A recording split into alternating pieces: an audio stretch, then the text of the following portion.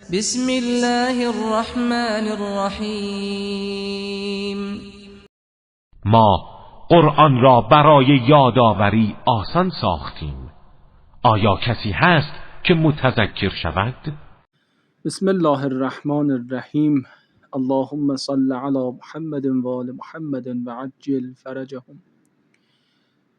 از اونجایی که قرآن دارای ابعاد علمی عمیق و مباحث توحیدی و معرفتی هست، نیازمند تفسیر و وجود مرجعی هستش که به این امر میپردازد. لذا تفسیر قرآن در اسلام از اهمیت بالایی برخورداره، چرا که به بیان و فهم بهتر از کتاب الهی و شناخت متن قرآن میپردازه. فلذا قبل از شروع مباحثمون نکات کلی در رابطه با تفسیر خدمت عزیزان عرض میشه.